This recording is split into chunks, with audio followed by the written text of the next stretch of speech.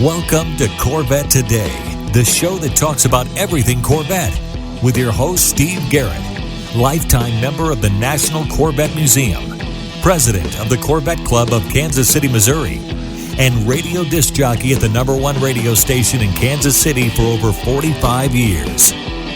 Here's Steve Garrett. Thanks for listening and watching Corvette Today, the show that talks about everything Corvette, and the only current podcast dedicated to Corvette. I'm your host, Steve Garrett. I appreciate you tuning in. Corvette Today is brought to you by Wheelcraft. Want to dress up your Corvette with bright chrome or black chrome wheels? Visit wheelcraft.com and learn about their advanced PVD chrome finishing. They can refinish your wheels or offer a wheel exchange for most models, and it comes with a 5-year warranty. Visit wheelcraft.com today or call them at 833-840-5334. You can listen to Corvette Today on all podcast platforms. You can also listen on your smart device. Just say, "Hey Google," or "Alexa, play the podcast called Corvette Today," and you're connected.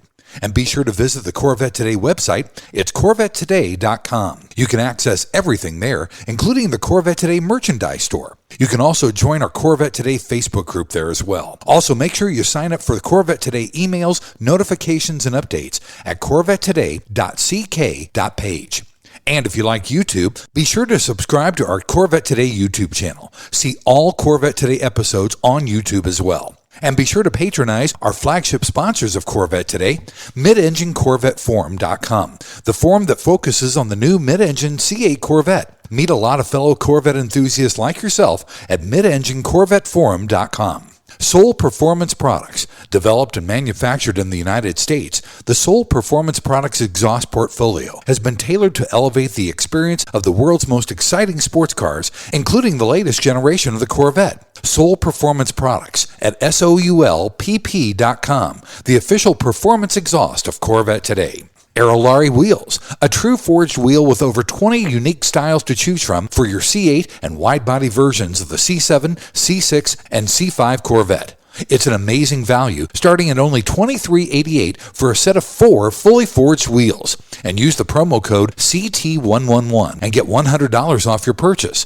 Visit Aerolarri.com. That's AEROLARRI.com. And use the promo code CT111 for your $100 discount. Ciocca Corvettes. If you're a Corvette enthusiast, and I know you are since you're listening and watching Corvette Today, then you need to know about Ciocca Corvette. They're based in Atlantic City, where you can find over 100 new and pre-owned vets on the lot and inbound. Ciocca also ships Corvettes all over the country, custom ordered to your specifications. They're staffed with experienced pros who can answer all your questions. So don't compromise. Visit CioccaCorvette.com. That's CIOCCA Corvette.com and find out more. Chevrolet. Together, let's drive. And a shout out to Canadian Corvette Forum and Corvette Forum, welcoming Corvette enthusiasts from around the world.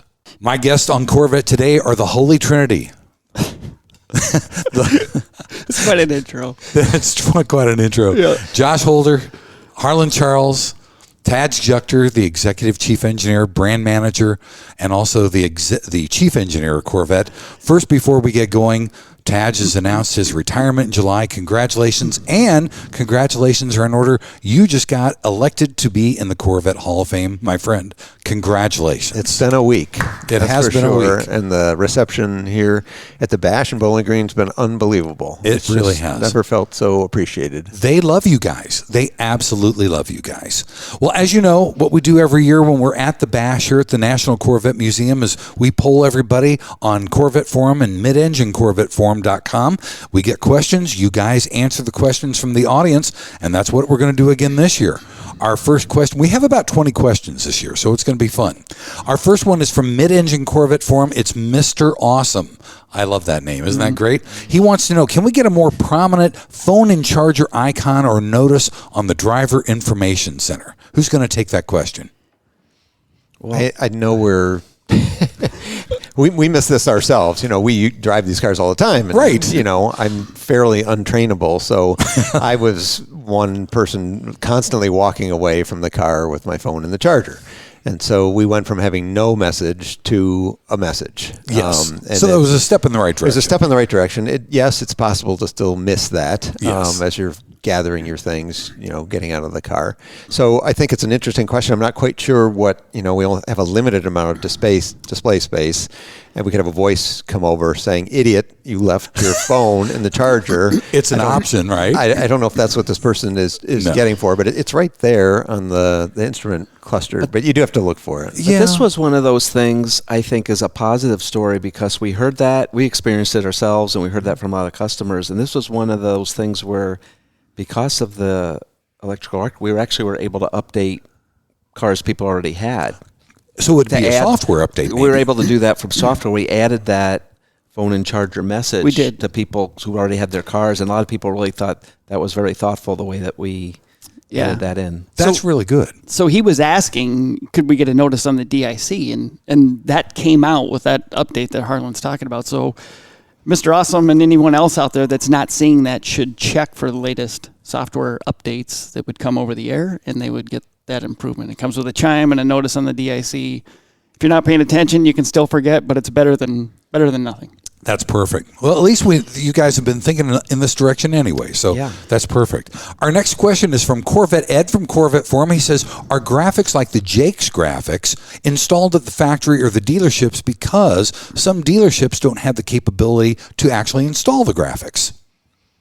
Well, we do have graphics installed at the factory, and there's, it's a limited what they can do. It has to meet the mass production, whatever. Sure. So we do like the racing graphics, the full length, and we do the hood stingers there, and we did the 70th anniversary when we did that at the factory. But then the ones that are a little bit more distinct, maybe lower volume, like the specialty ones, like we had the Stingray R and the Jake ones they're talking about, and the Tech Bronze. Those are like lower production, so we do those as accessories that are dealer installed. Okay. That's how we do it. Some of those dealers don't have the people and the capability to do that, and I think that's what they're worried about. Right. Yeah, it is a acquired skill. If you don't do it very often, you can lose that. So if you're worried about your dealer installing those accessory stripes, I'd ask them if they've done them before, or if their answer is no, they might have a recommendation for where you could go get them done. Somewhere else in their city where that can be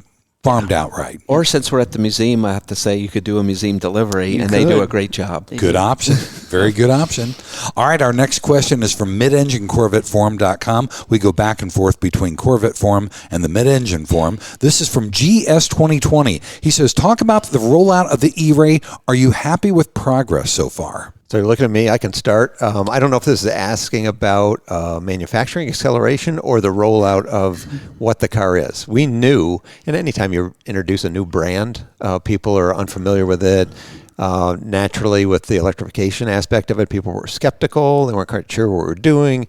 And so I think we're pretty happy with the customer education part of it, getting people to understand. We've had a lot of third-party media endorsement for the car itself and how it operates. We went through some of that today. And honestly, the messaging has gotten better and better, but we've really realized how difficult it is to penetrate the fog. There's so much inertia out there. Like Josh started his presentation today asking if everybody in the audience knew where the charge port door was to plug it in. And because that's been a common question. Really? Where do you plug it in? Oh my gosh. And so as many times as we said it, people still are unsure about, okay, what is this thing exactly? So I think it's going to take a critical mass of real customers with real experience being able to report on what they've experienced and how much they like the car, and that will bring the masses in to really understand what it is. So, we're making cars, and just like every other model, whether it was the Stingray or the Z06, you start slow. I talked about it today.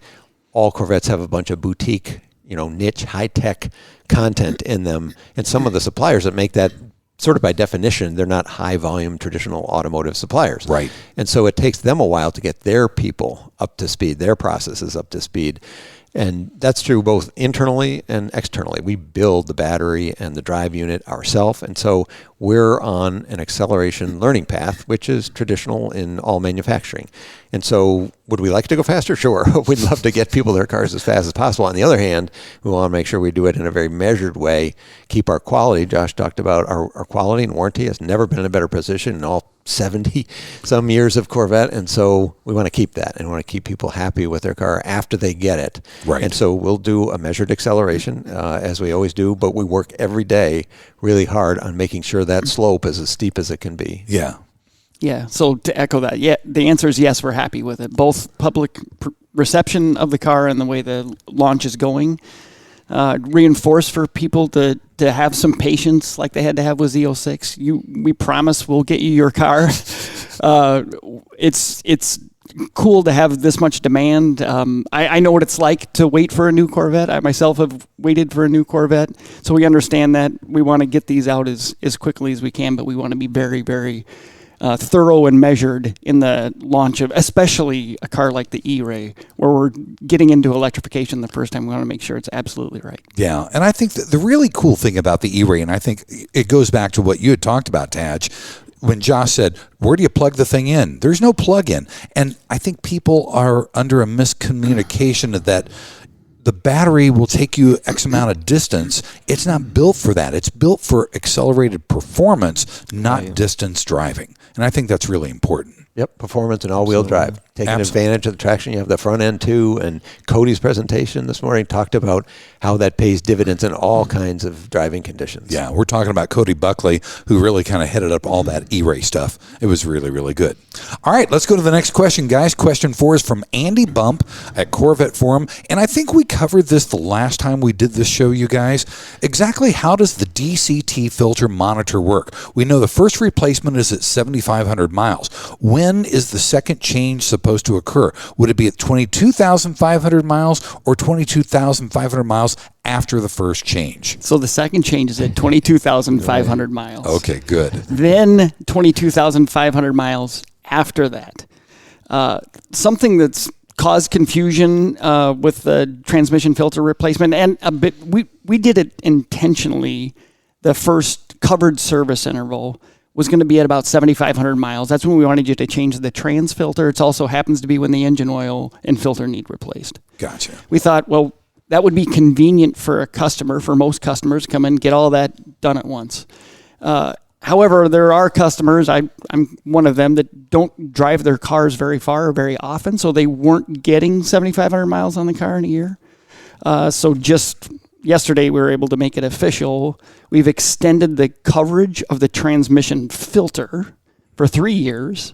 So for those that don't put 7,500 miles on their car in the course of a year, they would still be covered. We didn't want people going to the dealer to get a trans filter replaced prematurely because they're trying to get it under the covered service.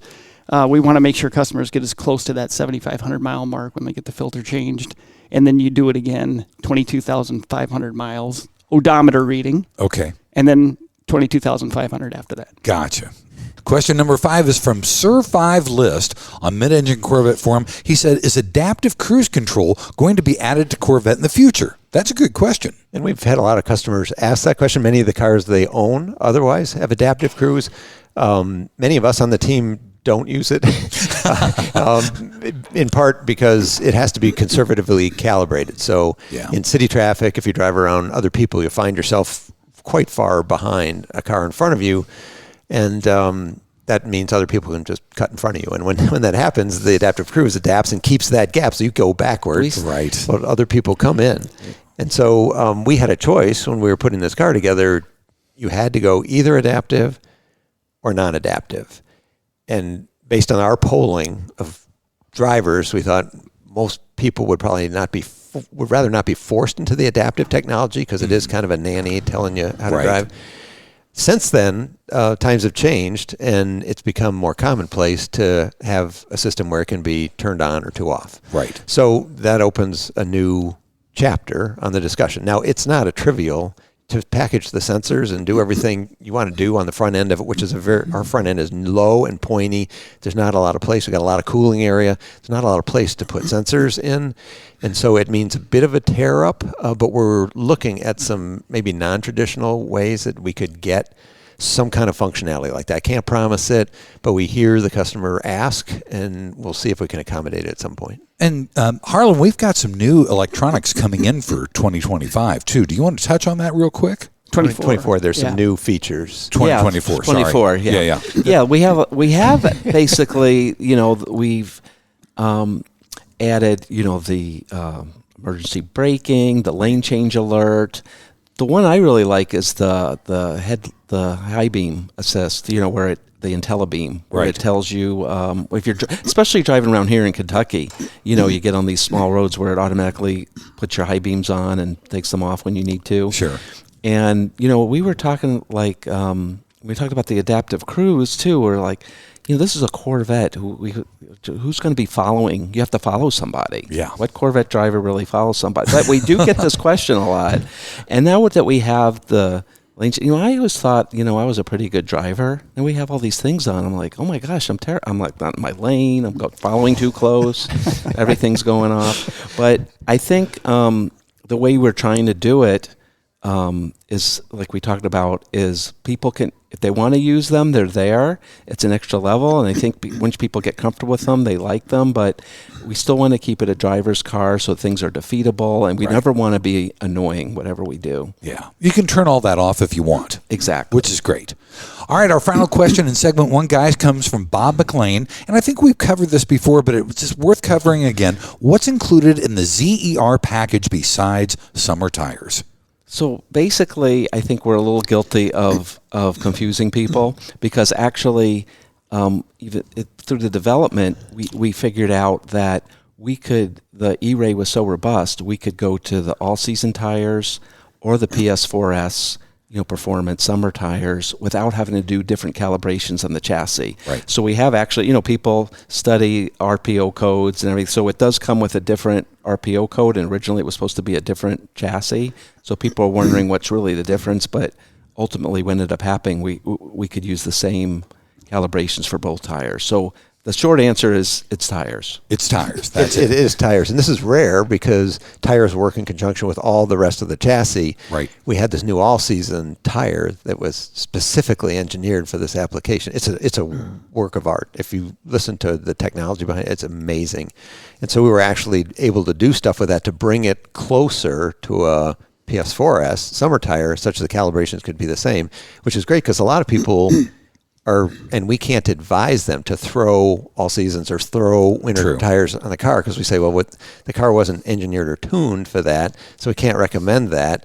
But people really like to have that ability. In this case, you can go back and forth between a summer tire and an all-season tire if you want on the E-Ray. That's perfect. Well, guys, let's take our first break. When we come back, we've got more questions from MidEngineCorvetteForum and Corvette Forum with Josh Holder, the Chief Engineer, Harlan Charles, the Brand Manager, and Tadge Juechter, the Executive Chief Engineer, back on Corvette Today. We all know that wheels make the car. Wheelcraft's PVD chrome finish in bright chrome or black chrome will take your Corvette to new levels.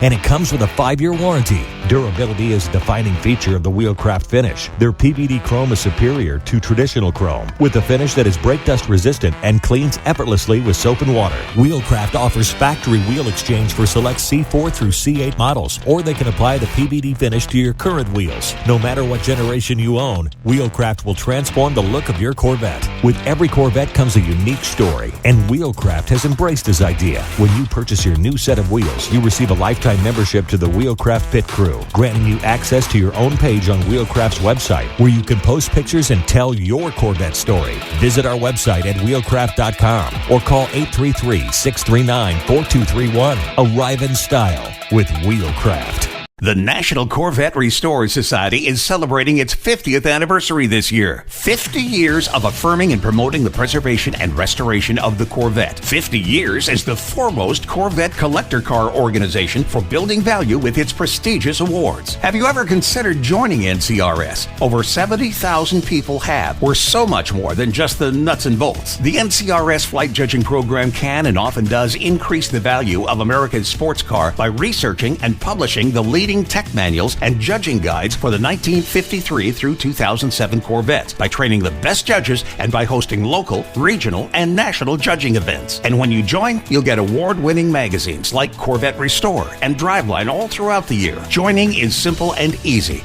Just go to ncrs.org and sign up. There are NCRS chapters all throughout the U.S. and all around the world. Chances are there's a local chapter near you. So join NCRS today at ncrs.org. We come for the Corvettes. We stay for the friendships made along the way. When you want to buy a Corvette, or any Chevrolet for that matter, get yours from Hendrick Chevrolet Shawnee Mission, located in Kansas City. Hendrick Chevrolet is the largest Corvette dealership and showroom in the Midwest. With a knowledgeable sales staff and Corvette sales specialists on hand, they'll help you build the Corvette of your dreams, and they ship nationwide. With Corvette certified master mechanics on site and a huge parts department with over 24,000 parts and $2 million in inventory, Hendrick Chevrolet is well equipped to take care of your every need. From sales to service to collision repair, Hendrick Chevrolet has you covered. Visit ChevyUSA.com or call 913-384-1550. The Radiator Grill Store offers C8 Corvette A-pillar wind diffusers in beautiful carbon fiber or OEM gloss black that help reduce wind buffeting when a window is open. Easy installation and OEM fitment. Plus, get 10% off your total purchase with the promo code CT10 at RadiatorGrillStore.com. And now, back to Corvette Today with your host and my husband, Steve Garrett. Thanks for checking out Corvette Today on podcast and YouTube. It's the only current podcast dedicated to Corvette. Corvette Today is brought to you by Wheelcraft. You want your Corvette looking its best, don't you? Well, dress it up with bright chrome or black chrome wheels. Visit wheelcraft.com and learn about their advanced PVD chrome finishing. They can refinish your wheels or do a wheel exchange, and you get a 5-year warranty. So visit wheelcraft.com today or give them a call, 833-639-4231. I'm your host, Steve Garrett. With me is Executive Chief Engineer Tadge Juechter, also Harlan Charles, Brand Manager, and the Chief Engineer for Corvette, Josh Holder. In the second segment, we're taking more questions from MidEngineCorvetteForum and Corvette Forum. In our second segment, we're going to talk with Mr. MidEngineCorvetteForum, John Elegant. John wants to know, on this year's Car and Driver Lightning Lap test at the Virginia International Raceway, the Z06 was faster than the E-Ray. Now, we know you test models on different tracks. Where was the E-Ray tested and found to be faster on one lap than the Z06? The Z06 is the ultimate track Corvette. Yes. That was its mission. Yes. Mm-hmm. The E-Ray does all things well. We talked about its all-weather capability, what a great grand touring car it is. If you want a track car, the Z06 is your Corvette. So the E-Ray is not generally quicker than a Z06 Right. on a track. There are some shorter tracks where it can hold its own. Track strip on track. a drag strip, Right. it's certainly at least 8th mile is going to outpace the Z06. But the Z06 is the ultimate track weapon, and so it's actually going exactly according to plan. Our mission to set out for both the Z06 and the E-Ray have been achieved, and the Z06 performance on track is where it really shines. Right. I saw where somebody did a 0 to 60 in 2.2 in an E-Ray. When they hook up, they go. They can really go. When you lay it down, you lay it down, right? I mean, we try to do times that we know that when the media gets it, and that'll be good time, but that a lot of people can achieve. But if somebody beats it, that's great. Great. And I would say, we don't sandbag any of our models. It's not like we pulled the E-Ray back so the Z06 could be the champ. We made that car as pure a track machine as we knew how to do. We made the E-Ray as fast as we knew how to make it. It doesn't have as good power to weight ratio. It claws its way out of corners like nobody's business. Right. But once you get to the straights at speed, the Z06 pulls away. So, and it comes with cup tires. You can get it with cup tires. So exactly. That's a huge step. It is. That's a big advantage for sure. Our next question is from Andy Bump from Corvette Forum. He says, what does the hydraulic system flush do, and should it be done every time the DCT external canister is replaced? That's a good technical question. It is, so I'll take a start at it. The hydraulic system flush does kind of the way it's described. It forces transmission fluid through the fine filter, the filter that you replace. So at a dealership, they can hook up the dealer service tool to the car and run a routine that will tell the trans control module to do this fluid filter flush. Okay. And because the car is already hoisted on a rack, the technician's already got the panels off, there's some other work he's doing. This kind of happens in parallel in the background. Okay. So we're doing it at a dealer visit because we can, and we can take the last bit of whatever contamination might be in that oil and get it into the filter before the technician replaces it. Do-it-yourselfers have become nervous that, hey, now I can't do it myself. I don't have a service tool. I can't force this routine. You don't have to do the routine. Like I said, we do it because we can. But the fine filtering routine happens through normal driving anyway. In fact, when you're driving steady state, like say down the highway, right, we run a routine in the transmission that will force more of that fluid through the fine filter. So normal driving is doing this. If you are a do-it-yourselfer, you don't want anyone else touching your car, you can change the trans filter without running this routine. Okay, that sounds good. And I noticed Andy Bump asked a transmission filter question in the last segment, so I think he should come and apply to be a technician. He should. In one of our dealerships to help work on the DCT. I think he's trying to get a job. Don't you He's asking good questions. He is. He's not the only one that have asked it. That's true. Our next question is from Lost Soul from MidEngineCorvetteForum. He says, can you lower the stealth mode ambient temperature limit down to 30 or 40 degrees to make it usable in the mornings or even in warmer states? We would love to, and we may. I would say, we drive these cars year-round, and we were talking about how great it is to have stealth mode and be able to crawl out of your neighborhood quietly and not annoy the neighbors. And in Michigan, it's like the majority of the year, where if you're parking outside, you can't use stealth mode because of the temperature. Now, GM has a lot of requirements about the functionality of the car. And we expect in any driving mode like this, you to meet all those requirements. So it's a fine balance of how well does the car perform, what are the customer's expectations going to be in a stealth mode. It's amazing how much stuff is like fully functional. It's just driving a regular car. It's like the engine started. Yeah. Almost everything works, but not everything works because just the front E-axle, you're not generating in heat in the back. There's things that the car uses to its advantage in different environmental situations, especially cold weather. And so we're looking at a bunch of us would love to drop that temperature. And so we're kind of in the middle of reassessing that balance of performance. Okay. And if there's a way to drop it some, we will, because we'd all love it. Great. And there is, I just want to address one thing. I'm reading some of the, I read all the forums, both of these great forums. And there's some misconception, too, where some people thought, oh, it's the batteries don't like the cold. It has nothing to do with that. It's more about your comfort, the frosting, the windshield, and things like that is why we set the temperature where it was. It has nothing to do with the batteries, and the e-all-wheel drive works at all temperature. It has nothing to do with that at all. Okay. I just want to in the shuttle mode, you can use the shuttle mode at any temperature. Any temperature. Yeah. So it's not the batteries. The batteries will work. Gotcha. Okay, good. All right, our next question is from 23C8Z. He's from Corvette Forum. He says, does manual mode cause any more wear to the transmission than leaving it in drive mode? No. If it did, Carlin would be braking cars left and right because that's the only way he drives. He's never driven in drive, I don't think. I like driving in manual mode. I drive in manual all the time, so I'd be the poster child for that. To the transmission, it's no different. No. You're electronically commanding a gear state change. It does its business. Whether it does it on its own command or on your command, it does the same work. Yep. In some ways, that might be less shifting than the car would do on its own. Depending on how you drive it. Depending on how you drive it. Yeah. I probably don't. I love shifting. I put it in manual mode. If I'm not in manual mode, I still do paddle shifting, and I'm up and down, up and down. It's so much fun. Harlan just leaves it in third gear, down the highway, whatever. You can go. We don't recommend that, actually. You can do almost everything. Light load and high RPM is not recommended. So the clean answer to that is no. Okay. It is definitely not. And then the other answer is don't drive like Harlan. If it makes you happy. Yeah. All right. Our next question is from 11Z Senator from Mid-Engine Corvette Forum. He says, can an Australian participate in an R8C delivery and go to Spring Mountain? That's a good question. So I'll just start. Anybody can go to Spring Mountain. I mean, they'll open it up if you're willing to fly to Las Vegas. You can sign up and go to Spring Mountain. The museum delivery gets tricky because it has to do with whatever laws in their country, and licensing the car and driving it out of state.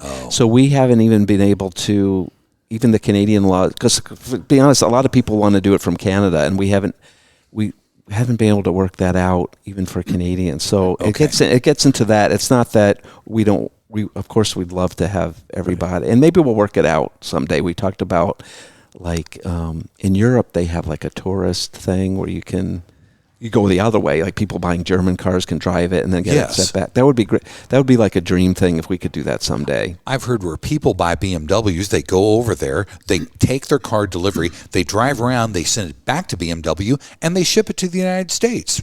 Yeah, that would be cool. Program. That would be cool if that's what they're getting at someday for an Australian or somebody from Germany or Europe. Yeah. We could drive around this beautiful country, our beautiful country, and then. Yeah. We don't have that loophole. I mean, the museum is effectively a delivery dealer. Right. And we have to abide by all of the laws in place in the country where it's delivered. Yeah, and so a car with a steering wheel on the wrong side would be a foul. For sure. We have Australia would be I shouldn't say the wrong side. The other side. The other side. We love the Australians. Yeah, we had that question this afternoon in your session. Can you buy a right-hand drive and keep it in the United States? And the answer is...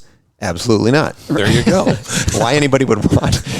It was from an American who just wanted to be different. They want the novelty. Is that different? Yeah. I think he saw that Corvette Summer movie. If you guys remember that. Yeah. Where they had the right-hand drive Corvette. And if they saw the Barbie movie, they saw a C1 with a back seat. Right. Who put a back seat in a C1? We weren't consulted on that. I obviously can tell. All right, our next question is from Chevy Chad from Corvette Forum. He said, we would love to have the option for blue brake calipers. Can that be added? Well, we can tell me about it. I just bought a blue car. Why couldn't I get blue calipers, Harlan? Getting some requests for that. Idea. Maybe that's something we should look at. We'll get back to work. I mean, we'll get right on it. Chevy Chad and Tadge want it. Maybe we should look at it. Right? Couldn't get it. We did have them previously, so yeah, that's a good. Not unprecedented. That's a good suggestion. There we go. All right, our final question in segment 2 is from Even ZR1 from Corvette Forum. He said, this is a great question. Will the 70th anniversary microfiber interior be offered again? I love mine in my 2023 70th anniversary white pearl metallic coupe. I think we should just keep it for those cars. Well, there's always that balance, isn't there? Right. So that's basically the answer. So the 70th anniversary interior was special just for that 70th anniversary model, but there is a possibility, the suede. A lot of people like more suede intensive interior, so that's something we could do in the future on a new interior, perhaps. It's pretty classy looking. I love mine. Everybody that gets in and goes, wow, and they feel that interior, the dash and the doors, they're really impressed. They love it. But that's a perfect example of where we can't please everybody. People want this, so we could make the person happy who wants to order that in their 24 and make everybody who's got a 23 angry. Wait a second, I thought this was going to be special for me. Right. Now you've just hurt my resale. You've hurt the specialness of my car. So we're always struggling with that balance. Even ZR1 from Corvette Forum is going to have to go find a 70th anniversary 2023 Stingray or ZR1 or Z06. There you go. All right, guys, our final break's coming up. In our third segment, we'll take 6 more questions coming up with Tadge, Josh, and Harlan here on Corvette Today. Are you ready for a better insurance policy without the Corvette tax? With Agreed Value Protection, the value of your collector vehicle will never change. Plus, you'll save money. Get a quick quote at ncminsurance.com.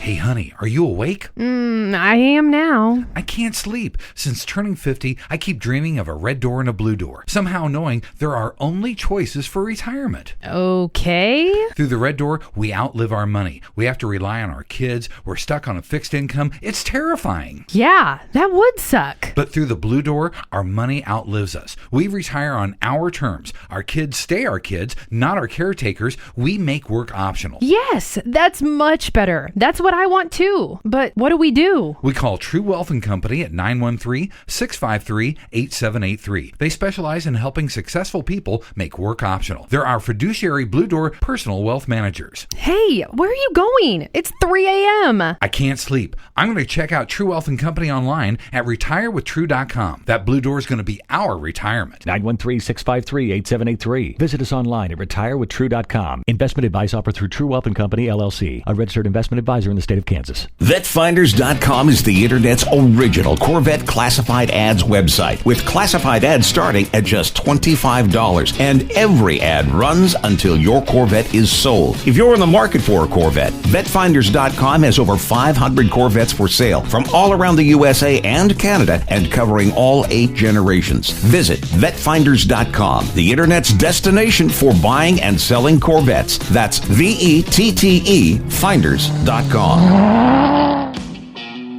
You're enjoying the only current podcast on Corvettes, Corvette Today.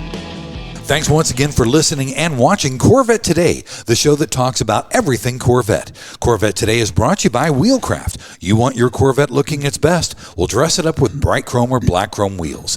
Visit wheelcraft.com and learn about their advanced PVD chrome finishing. They can refinish your wheels or do a wheel exchange, and you get a 5-year warranty too. So visit wheelcraft.com today or give them a call, 833-639-4231. I'm your host, Steve Garrett. With me is the Holy Trinity of Corvette. It's Josh Holder, Tadge Juechter, and Harlan Charles. Our final segment here starts with Red C8Z06. He's from MidEngineCorvetteForum.com. His question is, does the E-Ray come with 2 coolant tanks, one in the front and one in the rear? What does each one do, and what coolant do they use, and why are they not customer serviceable? So it does come with 2 coolant tanks just for the E-Ray. Okay. The one in the front is part of a system that cools what we call the power electronics. So that's the inverter. We talked about the massive amount of power that the battery can both regenerate and dispense to the electric motor. That power generates heat, and the power electronics manages that current, and so they see a lot of heat. We cool that with a glycol and deionized water mixture. Wow. Which is why we put a tamper-proof cap on it. So I'm trying to answer all his questions at once. We just didn't want anyone inadvertently putting tap water in it. You can get the cap off.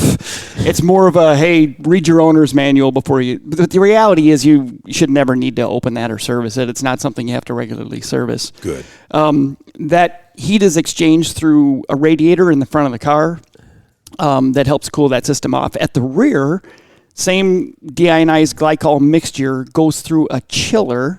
We call it a chiller. It's a liquid-to-liquid heat exchanger that transfers thermal energy from the battery cells themselves with refrigerant, the same refrigerant that's used in the AC system. And a battery pack, you don't want it to be too cool or too hot, like around 100 degrees in our case. 100 degrees Fahrenheit is about where we like to keep it.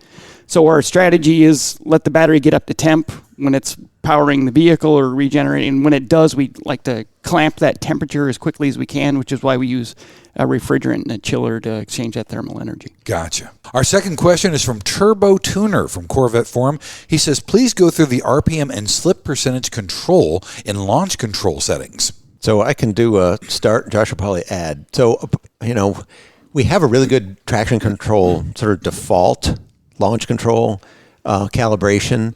And a lot of people think of tracks as either slippery or sticky. There's actually way more variables than that. There's the static coefficient of friction. So how much traction can the tire get when it's not slipping? And then once it starts to slip, that coefficient of friction changes. And it can change at different rates. It can change as a function of temperature. It can change as a function of how fast the wheels are spinning. So there's all these different variables that go into the quality of the launch. And so since we can't predict every track in the world, the temperature, humidity, how much sun load's been on the track, what's the tire compound that's been laid down on the track, there's all these different things that would be impossible to predict. So that's why we put this feature in where people can determine how much inertial energy, spin up the motor, that when you dump the clutches to try to optimize the amount of energy to take advantage of the available traction, both that static and the dynamic friction. So that's why it's there. Gotcha. Yeah, and the idea behind the 2 variables you can adjust, slip percentage is just like it sounds. It's how much the tires are spinning before traction control starts to intervene. And then engine speed, RPM, is really where we're managing torque. So we're allowing the customer to tailor how much torque delivery during the launch. And like Tadge said, it's really meant for customers to play with on varying friction surfaces. So you might be in the Southwest where there's particularly a lot of sand or something on the road. You might want to play with it there. Its real mission was drag strip type launches. People think, oh, I'm going to a drag strip. I've got this rubber covered surface. The car's going to hook up like crazy. If you have drag slicks, yes. Right. On radial street tires, especially cold ones, it's awful. So that's where that comes in really handy. But the honest truth is it's just juvenile fun to play with, to see what each one does and what it does to your launch. And so we did it so customers could play with it, and that's exactly what we want them to do. That's great. Almost everybody thinks they can outwit the computers. Mm-hmm. Nice. So we give them some knobs to turn and see if they can do it. They'll Give you something to play with. Give you some humility. There you go. Our next question is from Away in the Sky from MidEngineCorvetteForum. He says, throughout the design of the C8 and the development, what's been your greatest challenge and your greatest accomplishment? Each guy. The biggest challenge we had was doing a mid-engine architecture right on our first try. Yeah. Years, we had 7 generations of front-engine car. We had it pretty dialed in. We knew it was important. We knew a lot about, and I'll pick thermal management as an example. What we didn't know on a mid-engine car is, okay, we got an engine in the back, so there's no natural airflow through the engine compartment. In a front-engine car, you've got all the heat exchangers, and then that heat downstream of that, or the air downstream of that, it's warmed up a little bit, but it's way cooler than an exhaust manifold. Right. And so you have natural evacuation that's why you have the gills on the side of the fenders. Yep. So through there, out the bottom of the car. Now we don't have that. Now you got people sitting in the way. And so that's why we had to figure out how to get airflow to the back without turning the whole back end of the car into a parachute. Yeah. We need to get ventilation through there, but capturing air through big side openings and not having that turn into a bunch of high pressure inside the back of the engine compartment, which slows you down, that's drag. Right. And then how do you manage there was almost an infinite number of ways that you could configure heat exchangers. We were just talking about the complexity of just cooling off the battery and the power electronics. Now you throw everything else in, trans fluid, engine oil. You like to be comfortable with your AC. You've got this myriad of different needs for cooling air. How do you distribute it in an optimal way? How do you do all the plumbing? Where do you package all this stuff? And it's not like we had cars running around to tell us, or we could just plug and play all this stuff. We had to synthesize. We had to do computer models to generate all the alternatives and what are the pluses and minuses for all these things. And as you can see, we've had the car out for quite a long time now. 5 years. Air conditioning, no complaints.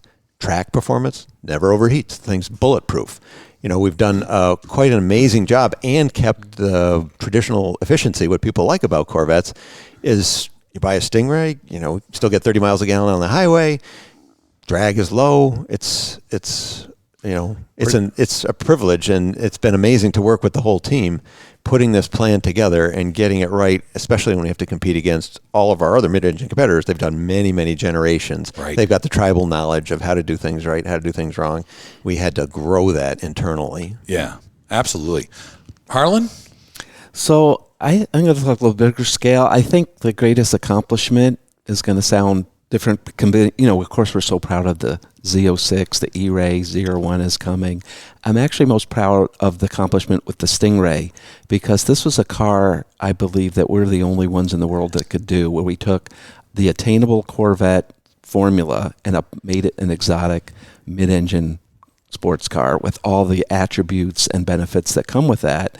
But so the biggest challenge was, so we're working with, all the engineers, finally, we get to do mid-engine, we're going to make this thing, they're thinking of the Z01, they're thinking of the Z06, and I go, but we got to have this thing's got to be a daily driver, we got to have trunk space.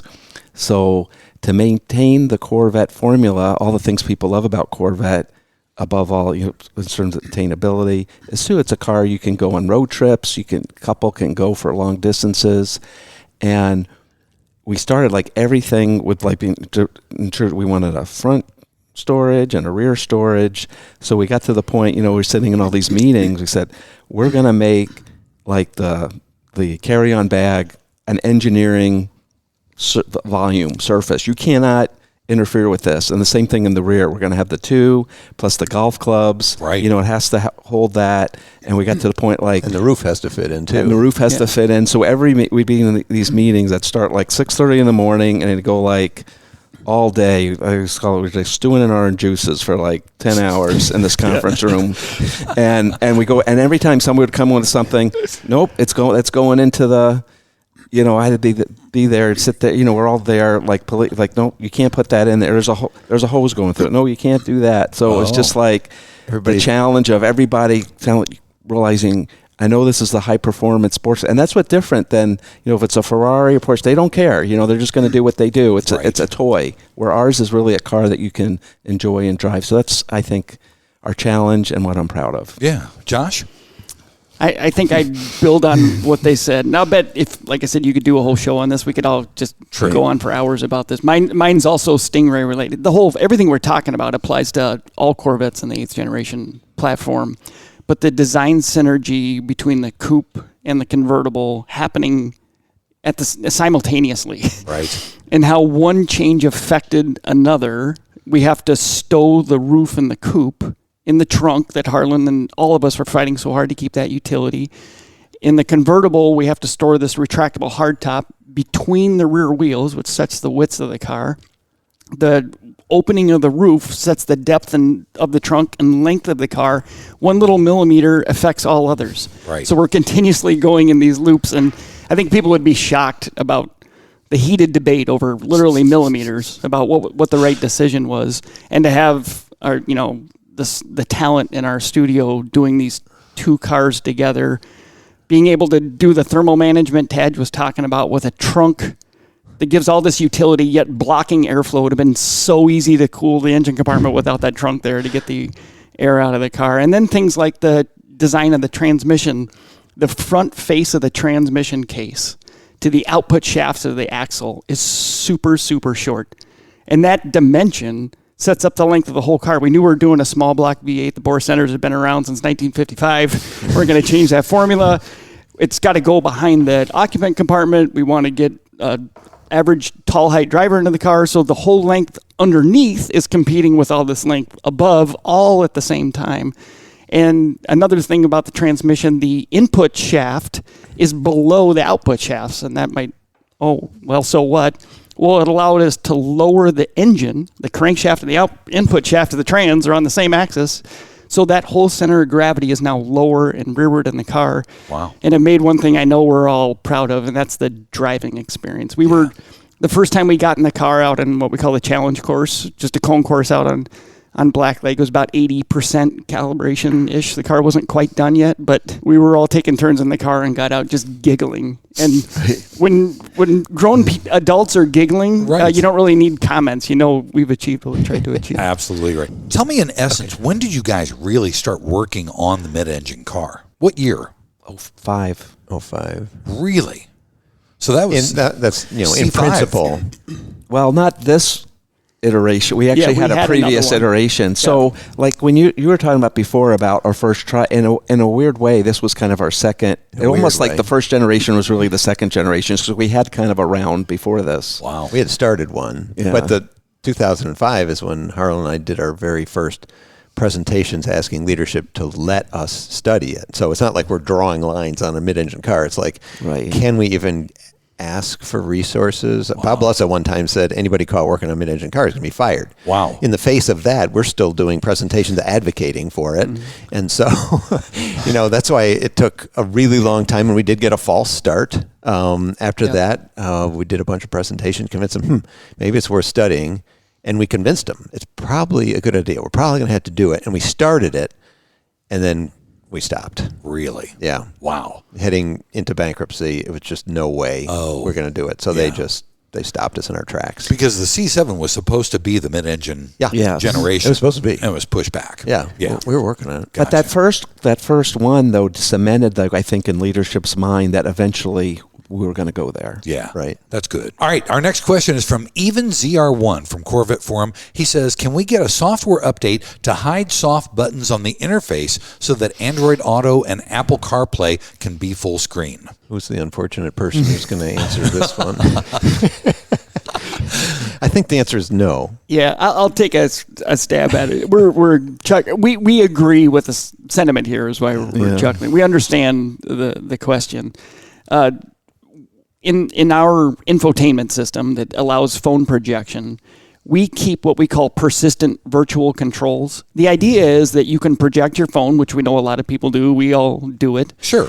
That you can switch back between your phone and native applications like the E-Ray app we were talking about earlier today. That's super engaging and entertaining and fun to look at. And having that layout that way allows you to switch between your phone projection and an application like that. At the same time, projection developers like Android Auto and Apple CarPlay also have menu buttons that are persistent and virtual. So within the projection application, you can switch back and forth.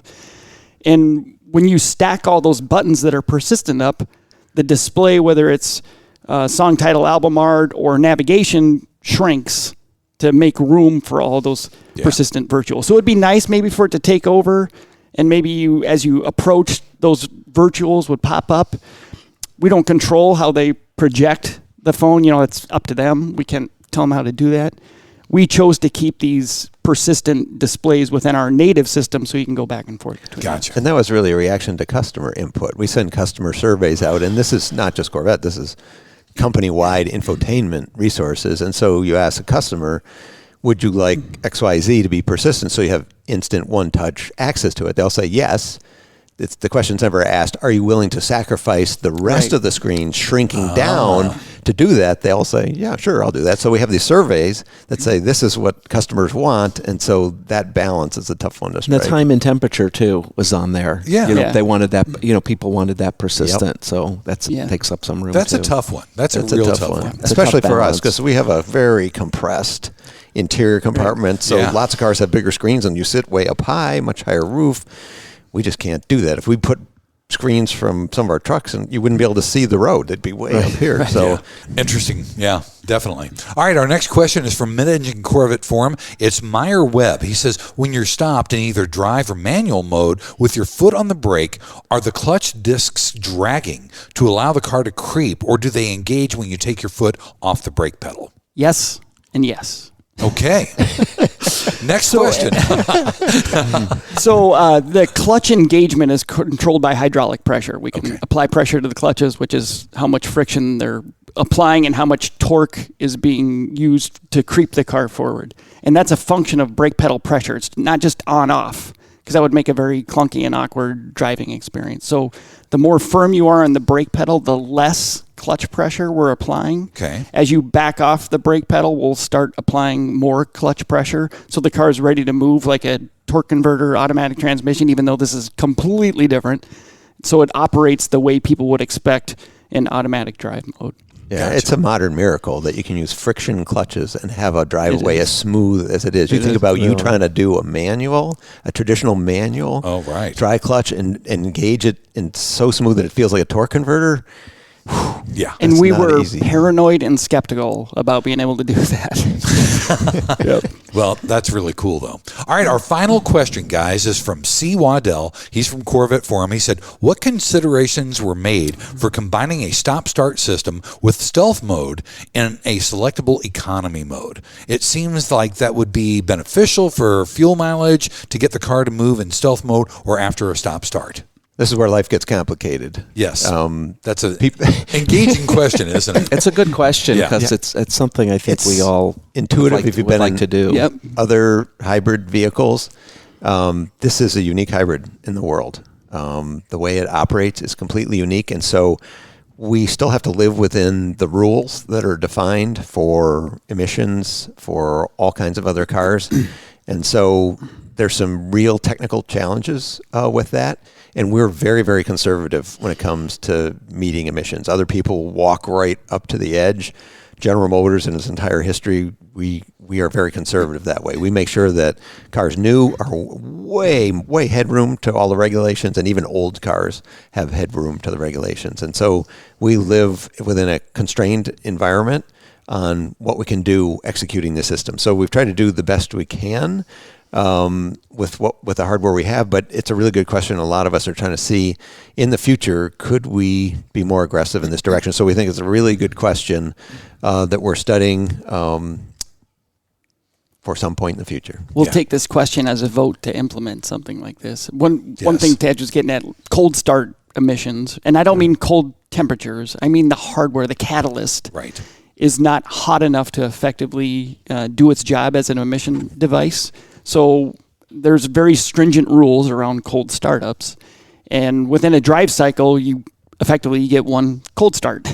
So in a stop-start situation, if anyone's been in any car for long enough, you'll notice if you sit there long enough, even though you didn't move, the engine will start. That's because it's detecting that the catalyst is starting to cool off. So it's things like that that have to be integrated into when we could deliver stealth mode.